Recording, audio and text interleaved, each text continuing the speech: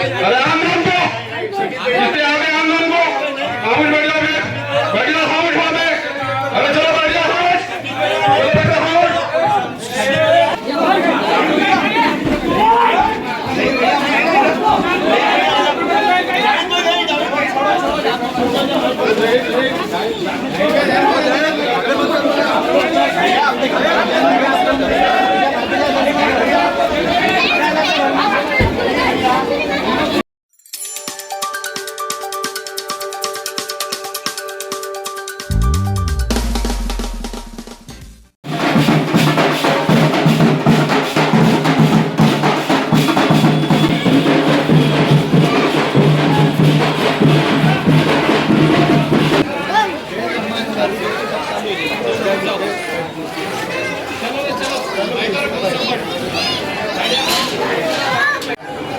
ये ऊपर डालना।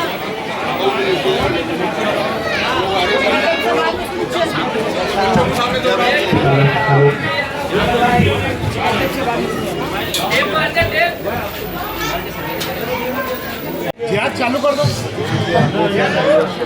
चालू कर दो।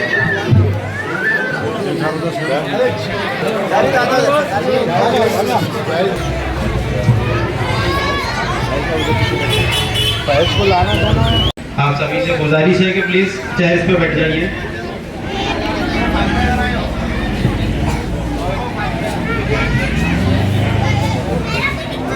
मौजूद है वंचित बहुजन आघाड़ी के प्रभाग नंबर 3 के कॉर्पोरेटर अफसर खान साहब यहाँ पर मौजूद है। जनाब जावेद कुरैशी साहब यहाँ पर मौजूद है। मेघानंद यादव यहाँ पर अभी तशरीफ लाएंगे। और उसको दादागिरी से मिलेगा। फिर कोई भी यहाँ पर आके दादागिरी ना करे। हमारे सोहेल भाई की भी कंप्लेंट थी कि मुझको बहुत घर पे आके गालियां दे रहे थे, ये कर रहे थे। अब दादा आ गए यहाँ पे, आप बताएंगे फिर दादागिरी किसी की चलनी है यहाँ पर। अपनी बात को मैं कहकर अपनी बात को खत्म करता हूँ। शुक्रिया खुदा। हमारे फर्जन की बातें सुन के मुझे भी मेरी जवानी याद आ रही थी। तो इलेक्शन के दिन था, बहुत सब्र का तहम्मुल से जो है पूरा इलेक्शन अल्हम्दुलिल्लाह हो गया। कुछ चीज़ें थी जिसको बहुत बर्दाश्त किया गया था, और मैं समझ रहा हूँ कि मैं शायद ये 11 साल के बाद जो है आज फिर आप लोगों के बीच में एक खादिम की हैसियत से यहाँ खड़ा हूँ। आज का इस्तकबालिया प्रोग्राम में यहाँ पर स्टेज पे इस महल्ले के तमाम मौजूदीन मौजूद है। आलमगीर मस्जिद के सदर अली जनाब सैयद आबिद अली साहब है, शकूर भाई है, इब्राहिम भाई है, हमारे जानी भाई है। ये तमाम जो खैर ख्वाह यहाँ पर आए हुए, मैं उनका तहे दिल से शुक्रिया अदा करता हूँ। और मैं इलेक्शन के वक्त आप लोगों से कह ही रहा था कि ये इलेक्शन जो है सिर्फ आलमगीर कॉलोनी और गणेश कॉलोनी का इलेक्शन नहीं है। ये इलेक्शन बहुत बड़ा इलेक्शन था। ये इलेक्शन 7 किलोमीटर का ये पूरा प्रभाग था। इस प्रभाग में इतने अप एंड डाउन से कि 2 पहाड़ इसके बीच में, 2 पहाड़ों का संगम है, लेकिन 2 पहाड़ होने के बावजूद भी पहाड़ों को चीर कर वंचित बहुजन आघाड़ी का पैनल जो है अल्हम्दुलिल्लाह कामयाब हुआ। और मेरी कैनवेसिंग के अंदर ये बात बार बार जो है मैं कह रहा था कि यहाँ से जो है किसी एक ही कम्युनिटी के वोट के ऊपर कोई चुन के नहीं आता। और आप अक्सर देखते होंगे कि मैंने बार बार 2014 से ये बात जो है पूरे शहर के मुसलमानों को बताने की कोशिश की कि मुसलमानों के वोट भले ही यहाँ पर मेजोरिटी वोट हो सकता है, लेकिन जब तक मुसलमान जो है किसी दूसरी कौम का सपोर्ट नहीं लेते, जब तक मुसलमान यहाँ पर सियासी तौर से कामयाब नहीं होते। हाँ, किसी के बंटवारे के अंदर अगर वो कामयाब हो जाता है तो उसको कहते हैं कि जिस पे अल्लाह मेहरबान उस पे गधा पहलवान, अल्लाह मेहरबान तो गधा पहलवान। तो ये सूरत हाल भी इस शहर में बनी, और इस सूरत हाल बनने के बावजूद भी जो है कुछ लोगों ने फिर यही कहा कि हम ही है, हमारे बगैर कोई नहीं।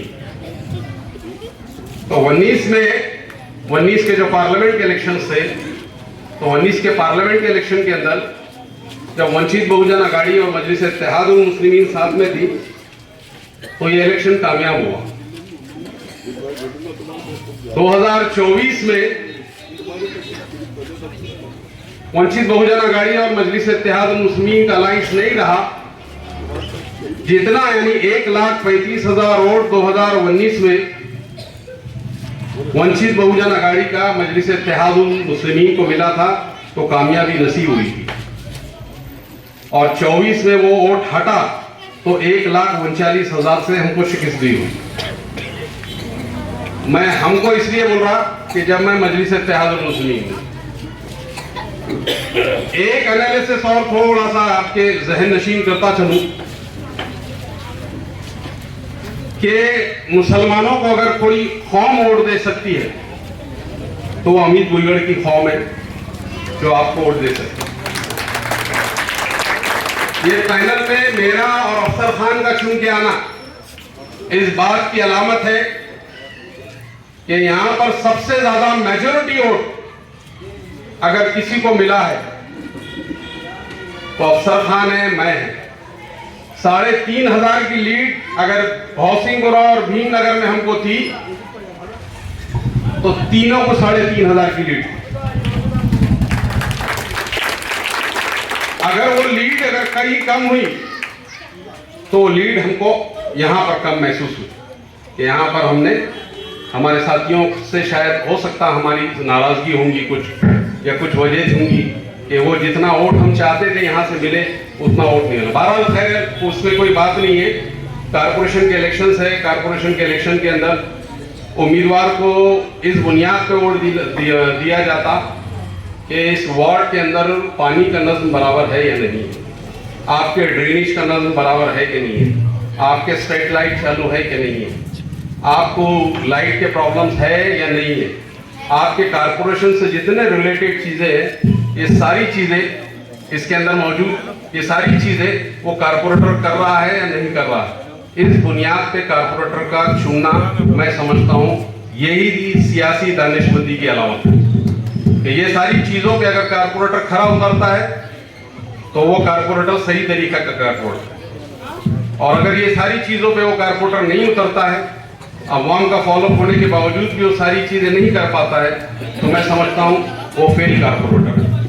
मेरे को 8 दिन हो गए तकरीबन यहाँ से चुन के आके भी, और 8 दिन के बाद मैं जिस तरीके से इस वार्ड में अभी घूम रहा हूँ, जो कंप्लेंट्स मेरे पास मौजूद है, उसमें सबसे बड़ा प्रॉब्लम मुझे इस वक्त पूरा Ganesh colony, Alamgir colony drainage से भरा महसूस हो रहा है। हर जगह ड्रेनेज की कंप्लेन आ रही है, गंदे पानी की कंप्लेन आ रही है, और पानी 10 दिन और 10 दिन 8 दिन 10 दिन के बाद यहाँ इसमें पानी हम महसूस हो रहा है। वंचित बहुजन आघाड़ी की पॉलिसी के अंदर जब कैंपेनिंग वंचित बहुजन आघाड़ी ने शुरू की, तो सबसे बड़ी कैंपेनिंग में हमारा मुद्दा ये था कि हम औरंगाबाद शहर की अवाम को पानी कैसा पिला सकते हैं जल्द से जल्द। यानी मैं जब यहाँ पर कारपोरेटर जिस वक्त छोड़ के गया था, आप लोगों से कारपोरेटर की विदा ली थी, मेरे एक दोस्त को यहाँ से अपनी दोस्ती के नाते उनको मैंने अपनी सीट नसीब की थी और उनको सीट दिया थे, उनको गढ़ नेता बनाए थे, उनको बहुत सारी चीज़ों से यहाँ नवाजा गया था और मैंने उनके लिए ये वार्ड खाली किया था। तो उस वक्त 2 दिन आड़ पानी यहाँ आया करता। आज वो पानी जो है 10 दिन के बाद आपको नसीब हो रहा, 8 दिन के बाद आपको नसीब हो रहा। तो अब आगे फैसला आप कर लीजिए कि आपको क्या करना है क्या नहीं करना है, इख्तियार करिए। और जिन लोगों ने भी आपके साथ जो है बेईमानी की, मक्कारी की, बदमाशी की, धोखा दिया, मुनाफिकत की, उन सारे लोगों को माफ कर दीजिए। मैंने हमारे एक दोस्त से कहा कि अल्लाह के रसूल ने जहां माफ करने का कहा, क्योंकि वो रहमतुल आलमीन है, उन्होंने माफ किया, लेकिन अल्लाह के रसूल ने कुछ जगह अपना मुंह भी फेरा। ये बात उनको पता है कि नहीं मालूम हमारे दोस्तों को, कि कुछ जगह अल्लाह के रसूल ने, कुछ लोग जब माफी मांगने आए थे, वो वाकया मशहूर वाकया आप सब लोग जानते हैं कि हजरत हमजा रज़ियल्लाहु ताला अन्हु का जब कलेजा हिंदा ने छपा दिया था, तो उस वक्त जब माफी मांगने का वक्त था तो अल्लाह के रसूल ने माफ किया, लेकिन जब हिंदा माफ करने को आई तो मुंह फेर लिया। तो मैं उससे अपनी ताबीर तो नहीं कर रहा, इतने बड़े वाकये से उस वाकये को मैं ये ताबीर करने की कोशिश नहीं कर रहा, लेकिन किस ज़हनी अजियत का शिकार मैं हुआ इस 10 साल 11 साल के अंदर, और जिनका सियासी मोहसिन था मैं, जिनको सियासत की सीढ़ी चढ़ाने वाला था मैं, उन लोगों ने जो है जिस तरीके की हरकत की, इतने कमजोर लोग, इतने फुसफुसे लोग, इतनी मुनाफिकत जिनके अंदर भरी हुई है, मैं समझता नहीं ये कहां से लेके आए। अभी भी एक हरकत कुछ उन्होंने ऐसी की कि एक साहब का फोटो लेके आके पटकता है, वो लातों से मार। अभी वो साहब के ऑफिस पे देखेंगे तो जिसको पटके उन्होंने, उसका सबसे बड़ा फोटो उनकी ऑफिस पे लगा। तो अब ये मुनाफिकत जो है भरी हुई, ये फुसफुसाहट जो भरी हुई है कि अपने मौक़िफ़ पे डट जाना, अड़ जाना, वो कहां से लायक आएंगे? उसके लिए ईमान लगता, ताकत लगती, उसके लिए मक्कारी का जहन नहीं लगता, मक्कारी नहीं चलती उसकी। मेरा इशारे समझ रहे होंगे वो, अक्सर अफसर खान साहब मेरे को बोलते रहते कि तुम नाम लिया करो, नाम लिया करो, तो मैं कमजोर लोगों का नाम लेना भी पसंद नहीं करता। जिसके अंदर ज़र्फ है उसका नाम लिए तो कुछ मजा भी आता, उससे लड़ने का भी मजा। उन्होंने बोलते कि तुम इम्तियाज जलील का नाम ही नहीं लेते, तो इन्होंने जब नाम लेना शुरू करे उससे पहले मैं ज्यादा नाम लेता था। अब अफसर खान को कौन समझाए? अफसर खान है, लड़के थोड़ी राजनीति की जाती तो बहुत सारी बातें हैं। बात ये है कि कोई मामला अगर आपके साथ नाइंसाफी का हो जाए, वंचित बहुजन अघाड़ी में अगर कुछ सीखने को मिलता है आपको, तो नाइंसाफी के खिलाफ लड़ना, जुल्म के खिलाफ लड़ना। आपको मालूम होगा कि परभनी के अंदर सूर्यवंशी एक शख्स था, उसको जो है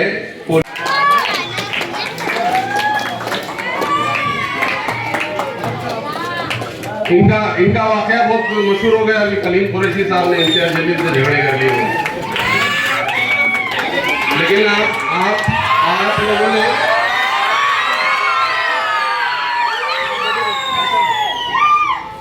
ये है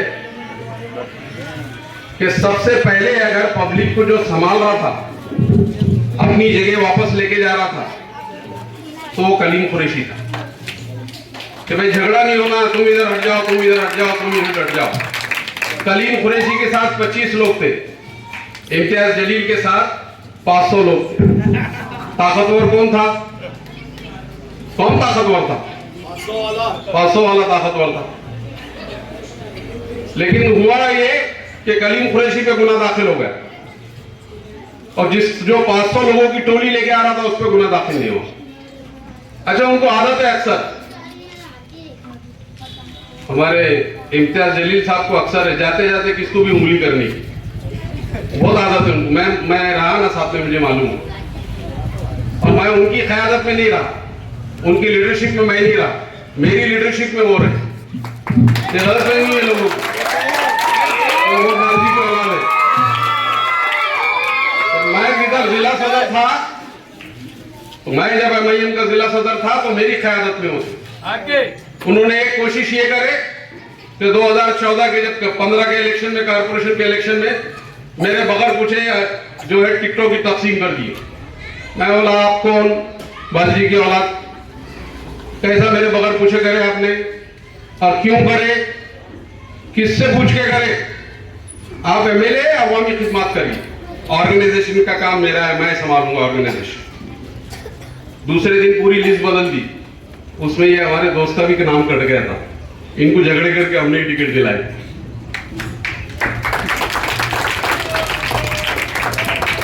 इनको गढ़ नेता भी हमने बनाए थे।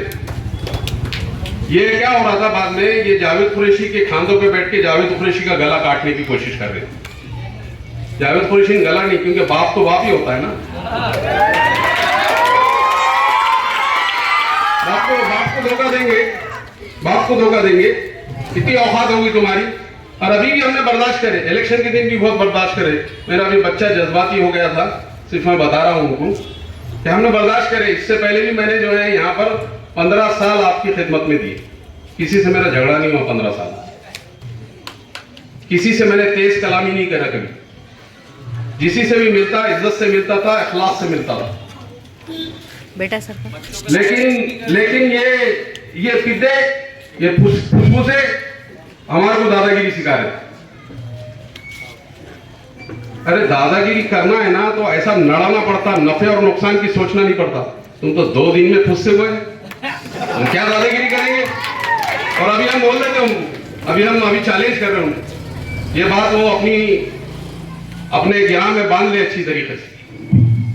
इसके बाद इस आलमगीर कॉलोनी के अंदर तुमने कोई मक्काराना हरकतें करे तो तुम्हारी औकात याद दिला देंगे तुम्हारे को। तुम कितने औकात के लोग हैं, कितनी औकात के लोग हैं वो याद दिला देंगे। जावेद कुरैशी जब तक इखलास से है, इखलास से है, और जिस दिन हम अपनी वाली पे आ जाएंगे तुमको दिखन भी नहीं देंगे। ये भी समझ लो अच्छी तरीके से। तुमने इलेक्शन दिन के अंदर भी यहाँ पर बहुत सारी हरकतें की है, लेकिन इलेक्शन में हम झगड़ा नहीं होना बोल के हम खामोशी इख्तियार करें। और जितने मेरे जो है करीबी दोस्त थे, मेरे जो यार थे यहाँ पर, जो मेरे को मुखलिस मशवरा दे रहे थे, कुछ शुक्र हुई। जावेद भी बोले जरा सबर करो यार, सबर करो। बोले इनके बोलने पे सबर करे, हम नहीं करे सबर। हम अगर उखड़ जाते तो क्या होता था। हम वो तुमसे दोस्ताना था, दोस्ताना निभाए ईमानदारी से। और अगर दुश्मनी की बात है तो फिर ऐसी दुश्मनी करेंगे तुम्हारे से, तुम्हारी अम्मा का दूध याद दिला देंगे तुम्हारे। सुनो, खास तौर से मैंने एक जो है भोंगा जो है उनके घर के तरफ लगाया, खास तौर से लगे कि उनके घर में ये आवाज जाए, उनका पूरा खानदान सुन ले। खास तौर से लगाया गया भोंगा उनकी तरफ में है। मैं खामोश तो खामोश हूं, आप भी इज्जत से रहिए। अगर इज्जत से नहीं रहेंगे तो तुमको समझा देंगे हम हमारे तरीके से कि हम क्या कर सकते और क्या नहीं कर सकते। तो लिहाजा कारपोरेशन का इलेक्शन है, कारपोरेशन के इलेक्शन में कारपोरेशन के इलेक्शन की हैसियत से लड़ेंगे, कारपोरेशन के इलेक्शन चुन के आएंगे, और इसके अलावा कुछ ज्यादा मामला नहीं करेंगे। तो खामोश बैठो, चलो आप बैठो उधर खामोश। आंदोलन तो कितने आ रहे आंदोलन को, अरे आंदोलन को कितने आ रहे आंदोलन को, खामोश बैठ जाओ, बैठ जाओ खामोश वहां पे। अरे चलो बैठ जाओ खामोश, चलो बैठो खामोश।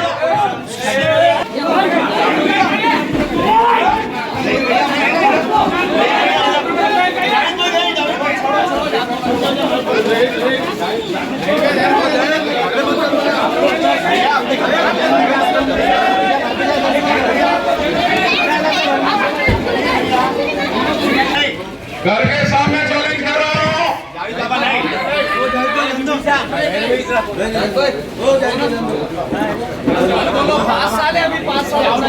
जाहिद भाई चलो अपना भाषण करो,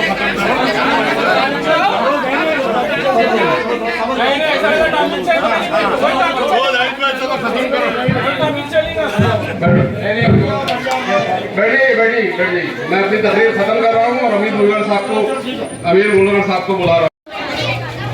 आपके जो मसाइल हैं, जो भी कुछ लोगों के काम है, वो काम करने के लिए हम चुनकर आए। मैं आप सबसे अपील करता हूँ कि डेवलपमेंट की बात होना चाहिए, और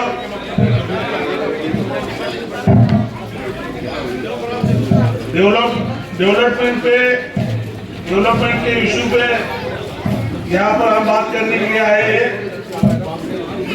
मैं आप सबसे विनती करता हूँ कि आने वाले समय में भी यहाँ पर कुछ भी प्रॉब्लम हो,